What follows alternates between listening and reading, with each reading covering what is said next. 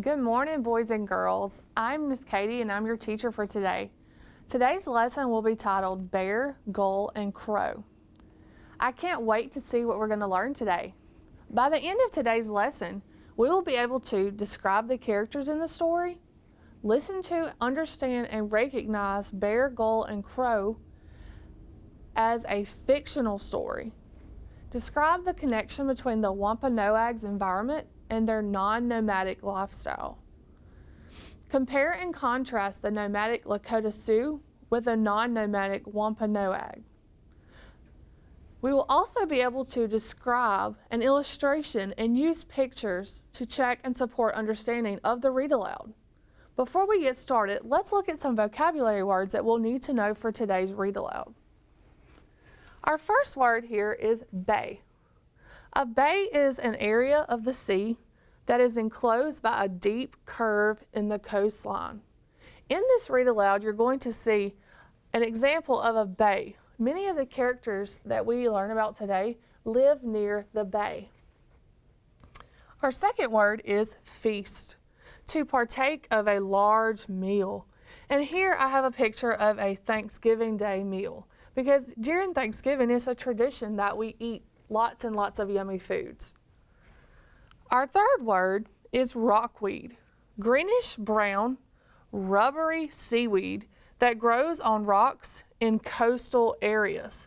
That means near the water or near the ocean. And here is a picture of that.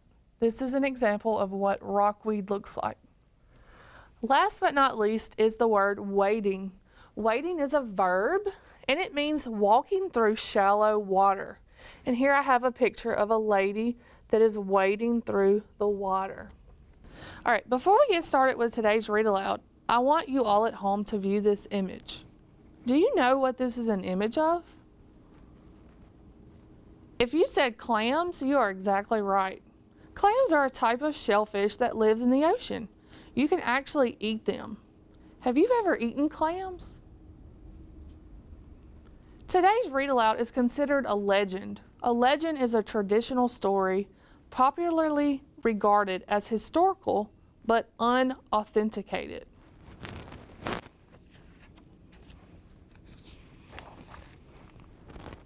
In today's read aloud, we will learn about a Native American tribe called the Wampanoag. If you look at this map, you will see an area in green. This area is where the story we will read takes place. Do you know what this is called? Where does the story take place? When I talk about where the story takes place, what is the particular term that describes that? If you said the setting, you are exactly right. The setting is where the story takes place. This area in green, shown on the map, is Rhode Island and Massachusetts. This is the area where the Wampanoag tribe lived. This area is located in the northeastern part of the United States. This area borders the Atlantic Ocean and has many waterways. However, if you go a little farther inland, you will find forest. Now that we have discovered this, I want you to listen to the story we are going to read very closely.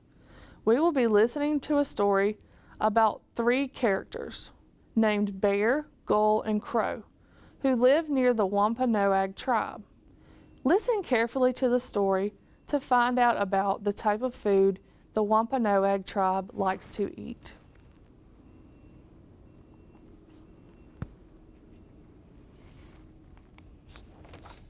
Look at this picture. What do you see? If you said you see a bear, a seagull, and a bird or a crow, you were right. Long ago, there were three animal friends who lived in a land of wild forest, green fields, and shining waters. Gull made her home in the marsh grass near the bay. Remember, bay is one of our vocabulary words. A bay is an area of the sea that is enclosed by a deep curve in the coastline. Here you can see the curve in the coastline by looking where the arrow is pointing. Gull made her home in the marsh grass here. A gull is a type of bird. Bear lived in a deep cave in the woods. and Crow had a nest in an old oak tree at the edge of a garden. Bear, Gull, and Crow often got together to visit and chat. One of the things they talked about was the upright walker beings who lived nearby. What do you think an upright walker is? An upright walker is a human, just like you and me. These upright walkers that lived nearby called themselves the Wampanoags, but the animals called them upright walkers because they walked upright on two legs all the time and never flew. Remember, the Wampanoag is a Native American tribe. The upright walkers lived in houses that they called Wetu, built from bent saplings and tree bark. They could make fire just as lightning did when it struck a tree. They grew corn from kernels planted in small earth hills. These kernels were sweet, crunchy nuggets that Crow loved to steal. They fished in the bay using nets, spears, hooks, and lines. The upright walkers also hunted in the forest with bows and arrows. So Bear was always very careful to keep his distance. One day, Gull said to Bear and Crow, "Today I saw some upright walkers wading in the bay." What does it mean that Gull saw them? Yes, she used her eyes to see. The word saw can have two meanings. One is where we can see with our eyes, and the other definition is a very sharp blade that can cut through wood or metal. But in this particular situation, Gull saw them with her eyes. Remember, wading is one of our vocabulary words.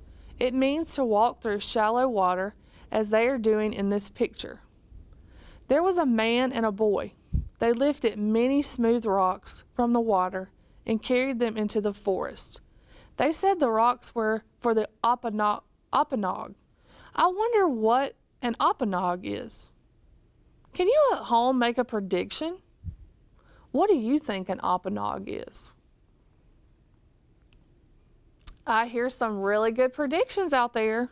We're going to read and keep reading to find out. I'm not going to tell you what an Opanog is just yet. We're going to use our story to figure out what an Opanog actually is. Crow thought hard for a minute and then said, "Opanog must be an animal," he said. "An animal that eats rocks." "Can there be an animal bigger than I am?" said Bear. "I want to see that animal. Tomorrow I will go spy on the Opanog to see what it is." The next day, Bear found the pile of stones. He hid behind the trees and waited. Before long, the upright walkers came. They dug a very shallow hole in the ground. Then they carefully laid the rocks into it and went away. Bear waited and waited, but the Opanog did not come to eat the rocks. Tired of waiting, Bear went to tell Gull and Crow what had happened. The upright walkers dug a hole and filled it with rocks, but the Opanog did not come. "Leave it to me," said Crow. "Tomorrow I will figure out what is going on." The next day, Crow perched in a tree near the rock pit. Soon the upright walkers returned. They collected lots of dry wood and piled it next to the pit. Crow flew hurriedly to find Bear and Gull. The upright walkers collected wood. "They are going to build a Wetu for the Opanog," said Crow. That was his prediction. "The Opanog will live in our forest in its own wooden house." Do you think Crow is right? Are they building a Wetu? Wait, what is a Wetu? If you guessed that a Wetu is like a home or a hut, you are exactly right. A Wetu is a dome-shaped hut that one can live in. Crow thought and thought for a minute. But what if it's not a friendly Opanog? Bear and Gull looked worried. The next morning at sunrise, as Gull was winging over the bay, she saw the upright walker man and boy on the beach. There was a girl with them too. Low tide had uncovered some wet sand that had been underwater at high tide. The upright walkers were looking for little holes in the wet sand. From time to time, water shot up from these holes. They were the breathing holes of soft-shelled clams that lived under the sand. Gull watched as the upright walkers dug the clams out with long sticks. And here on this image, you can see those sticks pointed out by the arrows in the picture. Soon the upright walkers had filled a large basket with the clams. They waded into the shallow water and filled another basket with larger clams. Later on, Gull told Bear excitedly, "The upright walkers collected many clams. They said they were glad to have found so many clams for their Oppanog. I hope the Oppanog does not eat up all the clams and fish in the bay." Gull went on. Next, those upright walkers gathered the rockweed that grows on the rocks in the shallow water. "That Oppanog is going to eat the rockweed too," said Bear. "What will he decide to eat next?" Bear looked around. Where is Crow? Wasn't he supposed to meet us here? Do you think Oppanogs eat crows? No sooner had Bear spoken than he saw Crow flying towards him.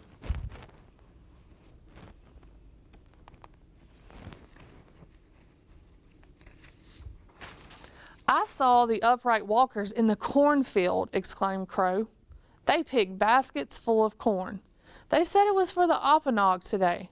The Oppanog is coming today." Bear, Crow, and Gull looked at one another.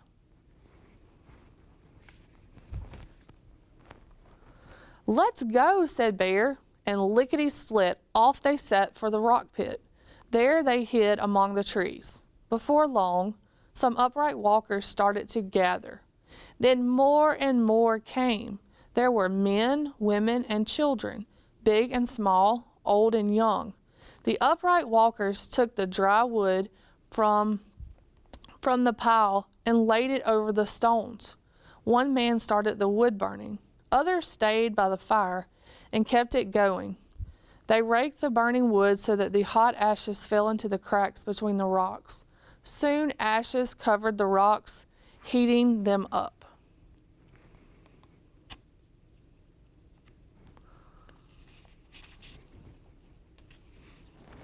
Now, let's stop to think. Do you know what an Oppanog is yet? Based on the story we've read so far, what do you think an Oppanog is? I hear some really good predictions. If you're not sure, let's keep reading to find out. The upright walkers laid rockweed over the ashes. Steam rising from the damp rockweed gave off a sharp smell of salt. The upright walkers placed heaps of clams on top of the rockweed, together with lobsters, corn, and potatoes. When all the food was loaded on, they covered it with more rockweed. Bear, Crow, and Gull sniffed the mouth-watering aromas of the food cooking. Now everyone fell silent as a very old, upright walker stepped forward and said a prayer to the Great Spirit. He thanked the Great Spirit for the animals, plants, rocks, and trees. The other upright walkers joined hands in a circle and stood in silence. Then, as a flute and drum sounded, the upright walkers began to dance. When the dancing had ended, the old upright walker spoke again. "This is a fine day for our people to come together to give thanks to the Great Spirit and to feast on our delicious food." Wait, did you just hear a vocabulary word? Yes, feast means to take part in a big meal. So can you guess what an Oppanog is yet? That's okay. If not, we can keep reading to find out. So, let the feasting begin. The rockweed The rockweed covering was lifted off and the upright walkers began to load their bowls with food. Bear, Gull, and Crow looked at one another. An Oppanog was not a huge rock-eating animal with big teeth after all. An Oppanog was a celebration where the upright walkers had a clam-baked feast. A mouth-watering, nose-tickling feast. So now, I want all of you at home to realize that a clam bake is similar to a crawfish boil. Here in Mississippi, we boil crawfish a lot during the crawfish season. Just like a crawfish boil, at a clam bake, as told in this story, certain foods are cooked and eaten together, just like at a crawfish boil, and the foods are eaten at a festive time with lots of people, kind of like a party. Now you all know exactly what an Oppanog is. How the upright walkers wish they could drop out from their hiding place and join in. But what would the upright walkers think of having uninvited guests? So Bear, Gull, and Crow are wanting to pop out from their hiding places. But they're not sure if the upright walkers will be okay with them being there. Just then, a girl walked towards their hiding place carrying a bowl piled high with food. It was the girl that Gull had seen digging in the sand for clams. The girl laid the bowl on the ground. Before running back to join the others, upright walkers, she called out, "To the birds and animals who share the forest and bathe with us, Wampanoags, may you enjoy sharing our Oppanog, our clam-baked feast." And that is just what Bear, Gull, and Crow did.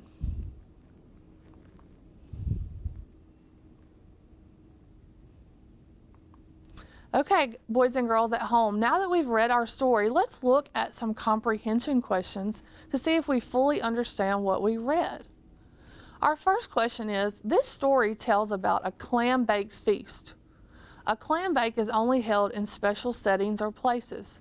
What is the setting of this story? Where does it take place? If you said by the bay or by the sea, you are exactly right. Let's look at number 2. Who are the characters in this story?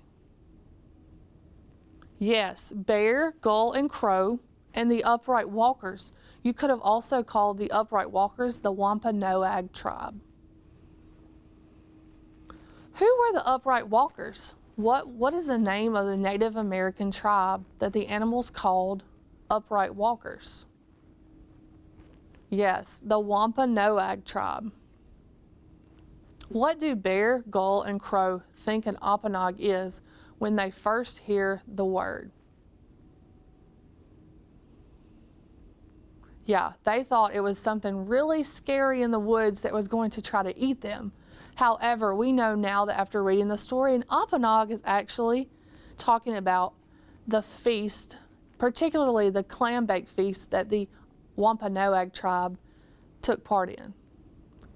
When Crow saw the upright walkers collecting wood, he thought they were going to build a wetu for the Oppanog.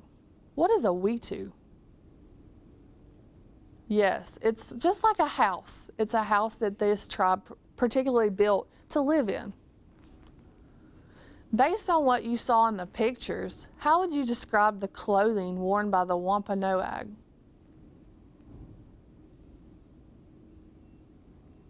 Yeah, there are lots of ways to describe the clothing that they wore. Many of them had long, different clothing made out of deer skin and different other animal skins. So those are some really good predictions that I hear out there. Number 7, describe how the upright walkers or Wampanoag prepare for the Oppanog or clam bake.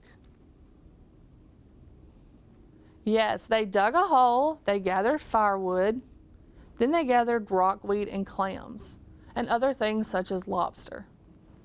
All right, boys and girls, now that we've finished this, we're going to do some word work. One of our vocabulary words today was a word that's here in pink. Do you know what this word is? Yes, this word is feast. It means to eat a lot of food. And here I have an example. Anna's family will feast on turkey, rice, potatoes, beans, carrots, bread, and pie. And here I drew something that I like to feast on, which is an apple. So today we're going to do some word work where we're going to write a sentence. But before we write a sentence, what does a sentence need to have? Yes, it needs a capital letter at the beginning. It needs to make sense. It needs to be a complete thought. And what do we need at the end of a sentence? Yes, we need some type of punctuation mark. So let's see about making or creating a sentence with the word feast. Okay, so our subject, who are we talking about? So let's write a sentence about your teacher, which is me. So we could say I. So do I need a capital letter or a lowercase letter? Yes, I need a capital letter. I like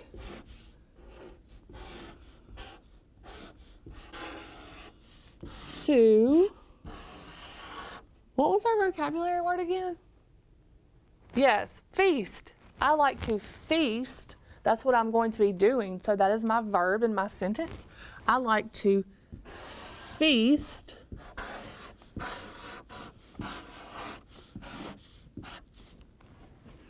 but what can I feast on?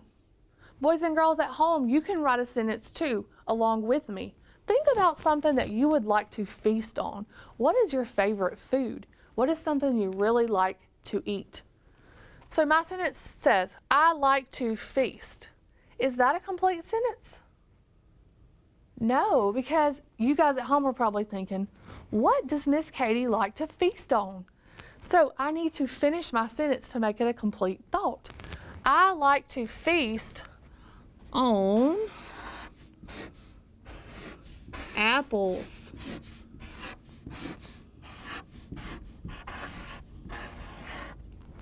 So now I have a sentence. I like to feast on apples. Is my sentence complete or am I missing something? I hear you guys yelling at me. Yes, I'm missing my punctuation mark. I like to feast on apples. Is that a statement or am I asking a question? Yes, I'm making a statement. I'm telling you something. I like to feast on apples. Therefore, I need a period here for my punctuation mark. So now I have a complete sentence. I like to feast on apples. Boys and girls at home, I want you to try that. Try to create a sentence about something you like to feast on. Make sure your sentence has a capital letter, punctuation, and it contains our vocabulary word feast. And then once you finish, you can draw a picture, like I did here, of something you like to feast on. All right, I'm afraid that we are out of time. All rights and credits for today's lesson belong to Core Knowledge Language Arts. We would like to thank them for publicly sharing these valuable resources. The views and opinions expressed in this lesson are those of the Core Knowledge authors and do not necessarily reflect the official policy or position of the Mississippi Department of Education. Thank you for joining me today, and I'll see you next time.